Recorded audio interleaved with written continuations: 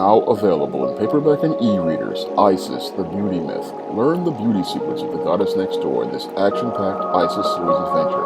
Get Isis, the Beauty Myth at online booksellers everywhere today. Last week, before your Rosie O'Donnell and her producer made an allegation of sexual harassment against Bill Cosby, we had Katie Couric deciding that she wanted to revise the narrative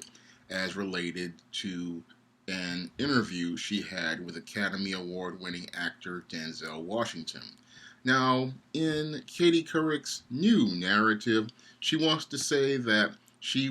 felt left shaken and uncomfortable during an interview with Denzel Washington while he was talking about his film, The Manchurian Candidate, in 2004, and that his response to some of her questions left her feeling very uncomfortable. Now, in this 2004 interview, she asked a question where she asked him, "Are you one of those people?" And Denzel Washington quickly hard checked her because the statement "those people" is clearly an attempt to make a racist statement in a very underhanded fashion. And Denzel was not going to have it, and he quickly responded in a way that let Katie Couric know that she was not going to be able to run her games on him. Now, your Katie Couric, in this attempt to try to revise history, is trying to make herself out to be the victim of the big black brute. And this whole attempt to make Denzel Washington the big black brute fell completely apart because most people, when they took a critical examination of this 2004 interview and your Katie Couric's allegations right now, are saying to themselves, 17 years after this interview, here you are trying to play the victim. And that's just not something anybody would believe because this interview, when you take a look at it in the proper context, it shows your Katie Couric to be the one trying to be the perpetrator in this situation, and she's the one trying to be the perpetrator right now. But what she's trying to do is what a lot of these white women have been doing in this era of Me Too, trying to make themselves a victim in a revisionist narrative and make themselves out to be the victim of this big black brute. But when you take a look at the incidents that these women allege, you clearly see that when you look at them in a context from a critical perspective, these women were never victims of anything in the first place. And the only reason why they want to change the narrative like Katie Couric wants to do is because these women are no longer relevant in the world of entertainment and no one really cares about them anymore. And this is what's happening with your Katie Couric. Now, your Katie Couric, back in the day of 2004, 17 years ago, she was a big wheel in media.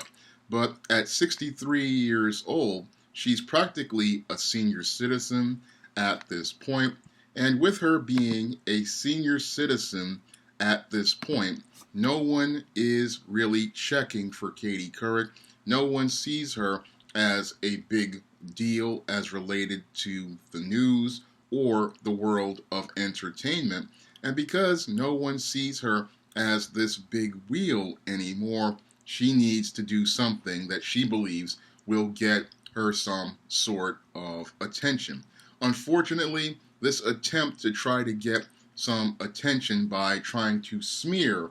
Denzel Washington and malign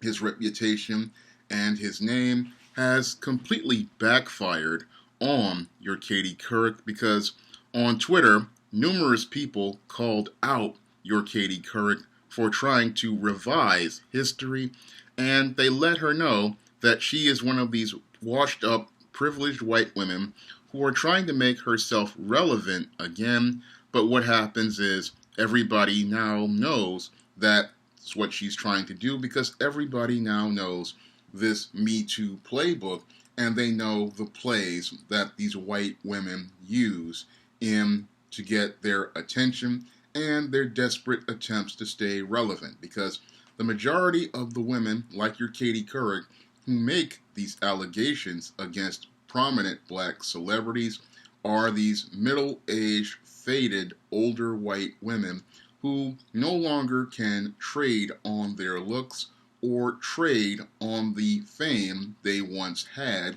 And because they can no longer trade on their looks or the fame they once had, they are looking to make the black man the boogeyman and looking to use the black boogeyman as a way to generate press for themselves. And this time, the whole attempt to try to make Denzel Washington the brute of the month completely backfired, because people on social media quickly came out and called it out and let Katie Couric know that this game she's trying to play in order to try to re-energize her fading star was just not going to happen, because they all knew that Denzel Washington's reputation was that of a consummate professional, and most people were quick to defend your Denzel Washington because they knew about the context of the interview, they knew about the context of the loaded question, and they knew